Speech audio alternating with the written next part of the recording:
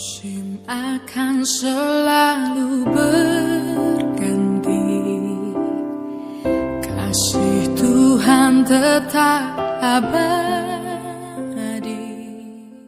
Yeremia 29 ayat 11 yang mengatakan bahwa aku tahu rancangan-rancangan yang ada padaku. Ku itu Tuhan. Jadi yang ada pada Tuhan tentang saudara dan saya. Artinya Yeremia 29 ayat 11 itu adalah semua peristiwa yang sedang terjadi atau yang akan terjadi dalam hidup saudara, itu semua ada dalam rencana Tuhan. Sebelum kejadian, sebelum engkau alami, Tuhan sudah atur semuanya itu untuk terjadi. Tempatnya, waktunya, orang-orangnya, semuanya itu Tuhan telah tetapkan. Bahkan keajaiban Tuhan telah rancangkan untuk apa yang akan kau hadapi sebelumnya. Yang lalu saya menjabarkan Yeremia 29 ayat 11 tentang rancangan Tuhan atas hidup saudara dan saya. Itu adalah perjalanan orang Israel saudara, dari Mesir menuju ke tanah Kanaan. Yang saya mau angkat di sini adalah pada waktu keluar itu dipimpin oleh Musa, tapi pada waktu mereka masuk ke dalam tanah Kanaan dipimpin oleh Joshua. Berarti ada dua generasi, berarti ada dua masa. Ada beda waktu 40 tahun. Saya mau tunjukkan pada saudara sebuah skema begitu ya. Coba perhatikan di sini ya. Ada tiga bagian. Bagian Mesir, ada padang gurun, ada Kanaan. Kalau kita lihat dari diagram ini saudara, Anda perhatikan saya buat garis dari Mesir menuju tanah Kanaan, itu adalah tujuannya. Dengan anak panah merah menuju tanah Kanaan itu adalah sebuah tujuan. Tetapi ada warna biru yaitu Laut Tebrau dan Sungai Yordan itu sepertinya dalam menjadi sebuah penghambat. Jadi ada tujuan, ada penghambat atau rintangan. Nanti pada waktu orang Israel keluar dari Mesir, mereka baru jalan saudara, langsung ada gangguan. Ada hambatan di sana. Apa? Laut Tebrau. Tujuan mereka mendapatkan tantangan yaitu Laut Tebrau. Lalu juga pada waktu mereka berjalan setelah 40 tahun, mereka mau tiba memasuki area tanah Kanaan, ada penghalang lagi, ada gangguan lagi, yaitu Sungai Yordan. Yeremia 29 ayat 11, aku tahu rancangan-rancangan yang ada padaku mengenai kamu. Inilah semuanya gambarannya. Tuhan tahu ada Laut Tebrau, ada Sungai Yordan, ada penghalang. Tuhan tahu tujuan saudara, Tuhan rancangkan tujuan hidup saudara, tapi juga Tuhan tahu akan ada penghalang-penghalang di sana. Tapi Tuhan juga pasti sudah siapkan pertolongan untuk saudara dan saya. Amin. Dan Anda lihat di sini, di diagram, mereka berjalan, mereka tiba di tepi Laut Tebrau, lalu Tuhan membuat mujizat. Mereka menyeberangi, laut itu kering. 40 tahun mereka tiba di Sungai Yordan, ada penghalang lagi. Tapi Tuhan juga membuat kering Sungai Yordan itu. Pada saat orang Israel menghadapi gangguan atau penghalang Laut Tebrau pertama, Tuhan menolong. Tuhan membuat mujizat. Pada waktu orang Israel mau masuk tanah Kanaan, mereka harus melewati lagi sebuah air lagi, yaitu Sungai Yordan. Tuhan juga membuat mujizat. Dan saya mau bicara saat ini ada dua masa. Masa dipimpin oleh Musa. Mujizat di Laut Tebrau itu orang Israel dipimpin oleh Musa. Masa Musa dan masa daripada Joshua. Orang Israel melewati Sungai Yordan itu dipimpin oleh Joshua. Mujizat sama, laut menjadi kering, sungai menjadi kering. Tetapi Bapak Ibu sekalian, ada perbedaannya di sana. Kalau saya mengatakan orang Israel di masa atau di musim pimpinannya Musa, pada saat mereka menghadapi masalah, mereka menerima mujizat. Tapi di musim atau di masa daripada Joshua, mereka menghadapi masalah, Tuhan juga membuat mujizat. Berarti saudara, di setiap musim hidup kita ini, kita tidak perlu khawatir. Karena apa? Di setiap musim selalu ada anugerah Tuhan. Selalu ada pertolongan Tuhan. Dan saya mau angkat di sini bahwa setiap musim itu mempunyai anugerah Tuhan yang spesifik. Ada sebuah perbedaan. Bagaimana Tuhan menjawab doa orang Israel dalam pergumulan di zaman Musa, dan bagaimana Tuhan menjawab pergumulan atau membuat mujizat di zaman Yosua. Ada perbedaannya. Berarti juga dalam hidup saudara dan saya, saudara harus paham, pasti juga bagaimana cara Tuhan menolong engkau 10 tahun yang lalu. Bagaimana saat engkau menghadapi pergumulan, saat engkau belum menikah. Tuhan menolong Anda. Lalu bagaimana saat ini Anda sudah menikah? Bagaimana Tuhan memberi pertolongan pada saat engkau sendiri menghadapi persoalan? Dan bagaimana saat anak-anakmu menghadapi persoalan yang sama dengan engkau? Ada masa yang berbeda. Saudara, Anda harus terima. Tidak selalu sama. Ada perbedaannya. Bapak Ibu sekalian, saya mau tunjukkan perbedaannya. Pertama, saudara, kita lihat dari kitab Keluaran dulu. Keluaran 14 ayat 16 berbicara, dan engkau angkatlah tongkatmu dan ulurkanlah tanganmu ke atas laut dan belahlah airnya, sehingga orang Israel akan berjalan dari tengah-tengah laut di tempat kering. Saudara perhatikan di sini. Tuhan hanya menyuruh Musa menggunakan tongkatnya untuk membelah. Jadi tidak ada peran serta orang lain lagi. Hanya Musa sendiri. Hanya Musa.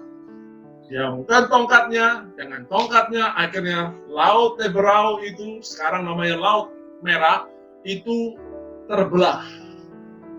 Jadi murni kuasa Tuhan bekerja dan orang-orang Israel tidak berbuat apa-apa. Perhatikan di sini, mereka tidak berbuat apa-apa. Tetapi beda sekali pada waktu orang Israel memasuki tanah Kanaan, mereka harus melewati Sungai Yordan. Yosua 3 ayat yang ke-14 dan ayat yang ke-15. Ketika bangsa itu berangkat dari tempat perkemahan mereka untuk menyeberangi Sungai Yordan, perhatikan, para imam pengangkat tabut perjanjian itu berjalan di depan bangsa itu. Para imam pengangkat tabut perjanjian. Jadi tabut perjanjian itu diangkat oleh para imam, berjalan di depan bangsa itu. Ayat 15, segera, perhatikan, sesudah para pengangkat tabut itu sampai ke Sungai Yordan, dan para imam pengangkat tabut itu mencelupkan kakinya ke dalam air di tepi sungai itu. Sungai Yordan itu sebab sampai meluap sepanjang tepinya selama musim menuai. Jadi setelah para pengangkat tabut itu kakinya masuk ke Sungai Yordan, barulah sungai itu, saudara, mulai menjadi kering. Yosua pasal yang keempat, ayat yang ke-18.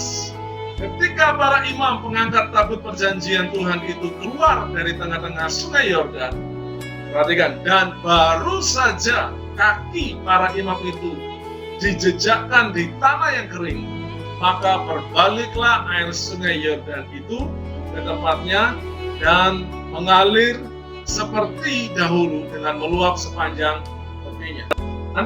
Anda lihat di sini perbedaan.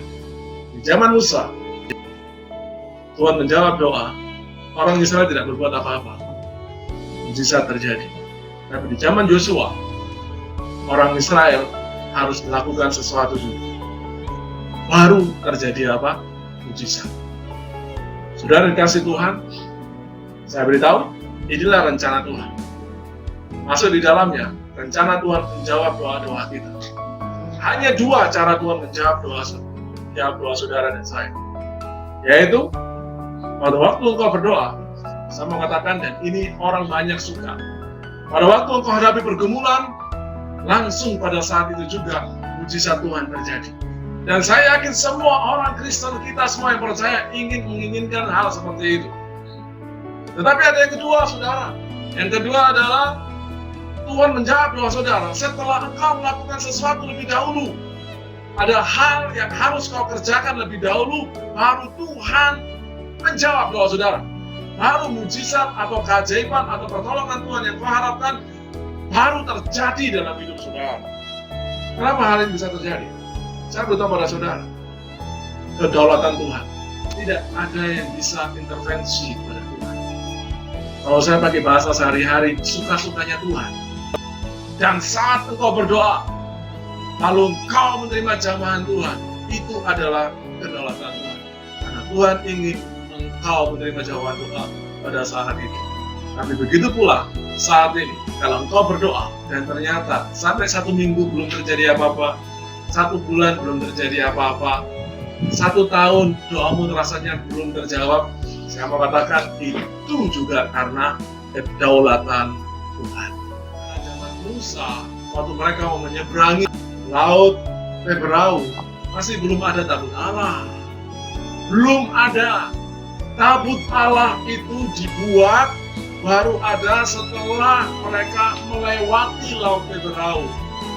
Setelah Musa naik ke Gunung Sinai, menerima 2 loh batu, barulah setelah itu keluar saudara, perintah untuk membuat kemah tabernakel, dan di situ ada tabut perjanjian. Itu semua terjadi di padang gurun. Baru setelah mereka terima itu semua perintah, aturan-aturan yang mereka terima sewaktu mereka di padang gurun diajar oleh Tuhan, mereka harus jalankan, mereka harus praktekkan terus. Bahkan pada saat berada di Sungai Yordan, mereka harus terapkan itu. Pada zaman Musa, orang Israel keluar dari Mesir, maaf saya berkata, masih belum ada aturan-aturan. Setelah mereka melewati Laut Teberau, lalu mereka berjalan di padang gurun, lalu sampai di Mara. Lalu mereka merasakan air itu pahit, dan Tuhan merubah air yang pahit itu jadi manis. Dan Tuhan katakan, mulai saat inilah aku akan mengajar engkau, aku mulai mendidik engkau. Nah, Anda lihat, dan mulai dari saat itulah Tuhan berikan pelajaran. Dan mereka semua pelajaran yang diterima itu, dan itulah akhirnya menjadi, dalam tanda petik, bahan untuk Tuhan menjawab doa. Dan itulah terjadi. Pada saat mereka menghadapi Sungai Yordan, mereka harus praktekkan dulu semua. Mereka praktekkan itu, barulah terjadi mujizat. Saya ingin ajak saudara membuka firman Tuhan lagi. Sebelum mereka menyeberang, Tuhan memerintahkan lewat Yosua. Perhatikan di sini. Yosua 3 ayat 5. Firman Tuhan berkata, berkatalah Yosua kepada bangsa itu, apa? Saya beri tinta merah, kuduskanlah dirimu. Sebab besok Tuhan akan melakukan perbuatan yang ajaib di antara kamu. Kuduskanlah dirimu. Haleluya. Mari saudara, coba Anda bandingkan pada waktu orang Israel keluar dari Mesir, mereka menyeberang Laut Teberau. Oh, nggak ada perintah itu. Nggak ada. Tapi ini saudara, pada waktu mereka mau melewati Sungai Yordan, Tuhan perintahkan, kuduskanlah. Tapi saudara, izinkan saya bertanya, adakah doa saudara yang sampai hari ini belum dijawab oleh Tuhan? Dan saya beritahu pada saudara, bukan karena saya seorang nabi atau apapun punya karunia, sehingga saya berkata, ya memang ini Tuhan berkata pada Anda. Tidak, tapi saya jelas, saya memahami dari peristiwa-peristiwa ini, jelas, saudara dan saya, kalau sampai hari ini doamu belum dijawab, berarti saudara, Tuhan menjawab doa saudara seperti pada zaman Yosua. Berarti apa? Berarti ada yang harus saudara dan saya harus lakukan lebih dahulu. Ada yang dipersiapkan lebih dahulu. Ada yang harus dipraktekkan lebih dahulu. Saya percaya kita semua pasti pernah mengalami hari ini berdoa, besok langsung dijawab Tuhan. Puji Tuhan. Luar biasa. Oh, itu berarti saudara seperti pada zaman Musa. Ya. Tapi mungkin berikutnya berjalan sekian waktu, engkau menghadapi persoalan dan engkau berdoa dan Tuhan tidak menjawab doa saudara seperti yang dahulu. Jangan marah. Ya saudara, jangan cepat marah dan jangan cepat kecewa. Tuhan tetap akan menjawab doa saudara. Tetapi ada yang harus Anda lakukan. Apa itu? Ya, seperti orang Israel. Semua perintah, semua pelajaran yang mereka dapatkan di padang gurun, mereka harus kerjakan. Mereka harus persiapkan itu. Mereka harus siapkan itu dulu. Baru mereka akan bisa menikmati mujizat. Pada masa-masa ini, kita semua mengharapkan pertolongan Tuhan. Amin. Tapi Tuhan inginkan, perhatikan pesan Tuhan spesifik pada malam hari ini. Tuhan sudah mendengar doa saudara. Tuhan sudah mendengar doa saudara di masa-masa pandemi ini. Tetapi saudara, ada hal yang harus Anda perhatikan. Apa itu? Ada yang harus Anda lakukan. Bahkan mungkin harus Anda persiapkan. Yosua 3:5 tadi katakan, kuduskanlah dirimu. Itu artinya juga persiapan diri. Berarti jangan main-main. Begitu. Jangan main-main. Kuduskanlah dirimu. Jadi saudara harus rela. Apa yang nggak kudus harus dibuang. Apa yang nggak benar harus dibuang. Lalu tabut Tuhan diangkat di depan. Ada aturan-aturan yang harus kau taati dan kau harus jalankan di sana. Semua pelajaran, semua firman Tuhan yang engkau dengar, engkau harus jalankan lebih dahulu. Haleluya. Jadi intinya apa yang orang Israel terima, pelajaran selama di padang gurun itu, mereka jalankan terus jalankan, praktekkan. Saudara dikasih oleh Tuhan, kau yang telah mendengarkan firman Tuhan, semua firman yang telah kau dengar, baik lewat retreat mungkin, lewat KKR, lewat Bible Study, ya saudara, lewat YouTube atau engkau membaca buku, semua firman yang kau pelajari, saudara, sama halnya itu waktu firman atau pewahyuan itu diturunkan pada orang Israel pada waktu mereka di padang gurun. Yang Tuhan mau adalah praktekkan itu. Kau ikut retreat, kau ikut camp, haleluya. Kau ikut camp, apapun nama campnya, mau camp pria sejati, wanita bijak, apalagi nama camp. Macam-macam tentang keluarga, ya kan, camp keluarga, camp pemuda, ya kan, namanya bagus-bagus, mutunya di KKR itu sudah sampai seperti judul-judul film, ya.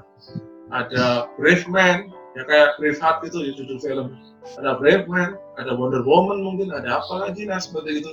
Oke, itu semua bagus. Yang Tuhan inginkan adalah, kalau sedang ada persoalan, kau bergumul tentang keluarga saudara, baik, Anda sudah ikut camp. Praktekkan dulu. Setelah engkau praktekkan, baru terjadi. Itulah arti pelajaran pada malam hari ini. Pada saat engkau camp pemuda, engkau dilawat Tuhan luar biasa. Oh dahsyat, luar biasa. Tapi tidak berhenti di situ. Di depan engkau ada yang menghalangi tujuan hidup saudara. Dan memang Tuhan sengaja menaruh itu. Supaya apa? Engkau praktekkan. Pelajaran yang engkau dapatkan, firman yang telah engkau dapatkan, kau praktekkan.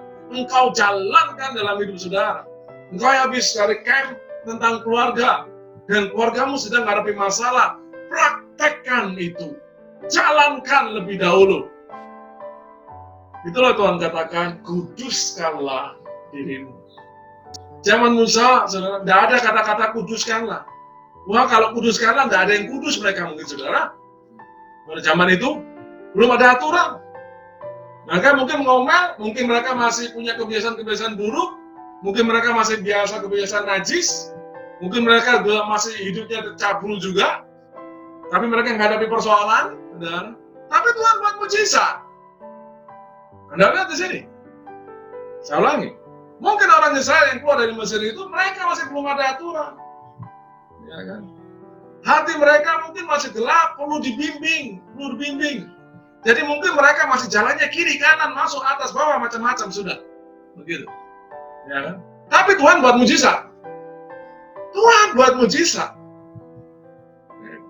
Tuhan tidak minta mereka kudus dulu, tapi Tuhan buat mujizat. Mungkin sama seperti saudara. Pada waktu engkau baru bertobat. Coba, Anda pasti setuju dengan saya. Nah, alami ini, saudara. Pada waktu masa-masa engkau masih pertama kali bertobat, dari kehidupan lama saudara, engkau dari hidup dalam kegelapan, lalu engkau bertobat, engkau dibaptis, engkau lahir baru. Anda lihat, sepertinya semuanya disediakan Tuhan. Betul nggak? Seringkali kita hanya berdoa, Tuhan, saya punya masalah, selesaikan masalah saya. Tapi Tuhan, rencana Tuhan bukannya sekedar menjawab doa saudara, tapi setelah doamu dijawab, engkau berjalan di padang gurun. Berarti apa? Ada didikan di sana. Engkau ada hal yang harus kau pelajari.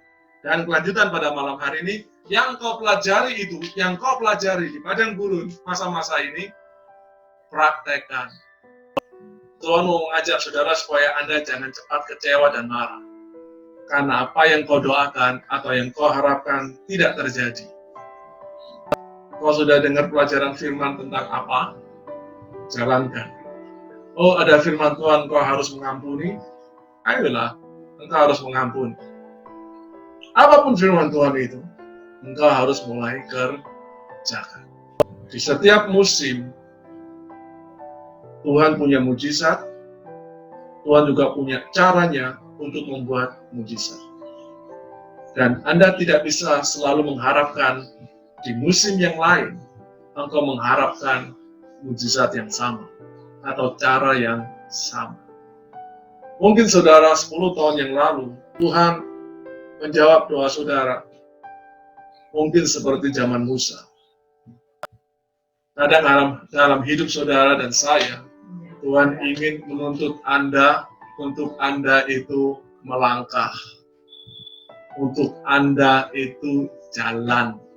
Ayo jalan dengan tabut Allah. Berjalanlah. Mungkin kau bertanya, selesai nggak masalahku ini? Bisa tembus nggak? Apa bisa nggak ya? Bisa nggak ya?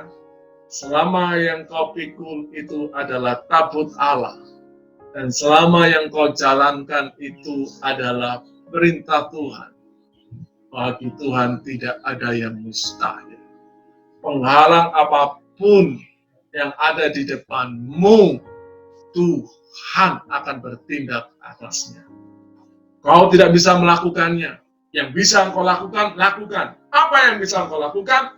Angkat tabut Tuhan. Amen. Angkat tabut Tuhan, itu yang kau bisa. Dan engkau melaksanakan perintah, kau lakukan. Jalani hidup saudara saat ini dengan benar. Apa yang harus kau kerjakan hari-hari ini, kerjakanlah dengan benar. Lakukan semua perintah itu dengan benar. Selanjutnya, bagian Tuhan yang membelah Sungai Yordan. Itu bagian Tuhan. Bagian saudara dan saya melangkah, melakukan perintah. Amin. Jangan berkecil hati, jangan cepat kecewa, saudara.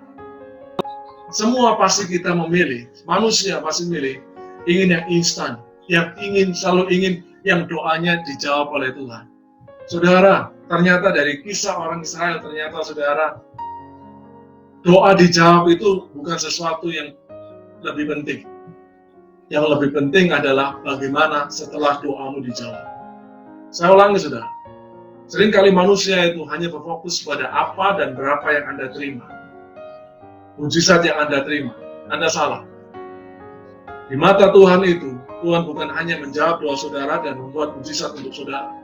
Tapi di mata Tuhan adalah bagaimana Tuhan berkata pada Anda, ya aku akan membuat mujizat kepadamu, aku akan menyingkirkan penghalang laut Teberau, tetapi aku punya rencana atas hidupmu. Dan engkau harus mau dididik, engkau harus mulai belajar. Ada aturan-aturan baru, ada hal-hal yang harus kau bangun dalam hidupmu, kebiasaan-kebiasaan baru yang harus kau bangun, pola pikir yang harus dibangun, Anda harus turuti. Haleluya. Buat apa saudara? Engkau hari ini terima mujizat, lalu 2 bulan, 1 tahun kemudian, 3 tahun kemudian Anda binasa. Buat apa? Yang terpenting adalah, saudara, ayolah saat ini, bukan fokus kepada doa yang dijawab saja, tapi fokuslah kepada kehendak Tuhan dalam hidup Anda. Itu yang lebih penting. Amin. Dan orang-orang yang hanya fokus kepada jawaban doa, hanya pada mujizat, dengar, mereka semua mati di padang gurun. Mereka yang menyeberangi sungai Yordan, mengalami mujizat, sungai Yordan itu terbelah. Mereka bukan orang-orang atau generasi pada saat mereka Musa membelah laut Teberau. Orang yang mengalami mujizat, laut Teberau terbelah dan sungai Yordan terbelah, hanya Yosua dan Kaleb. Yang lainnya, yang mereka menikmati mujizat di laut Teberau, semua mati di padang gurun. Anda perhatikan orang Israel. Kemurahan Tuhan itu luar biasa. Tuhan masih sayang pada mereka, diberikan kesabaran dan kesempatan. Tuhan selalu memberikan kesempatan pada saudara untuk berubah. Orang Israel ya, setelah mereka menerima mujizat, laut merah terbelah. Kalau mereka sampai di Gunung Sinai, Musa ditinggal Musa hanya 40 hari. Musa kembali, mereka sudah membuat saudara lembu. Ya kan, patung lembu emas. Anda lihat di sini.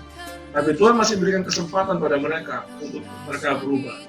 Tapi lihat pada akhirnya mereka semua binasa.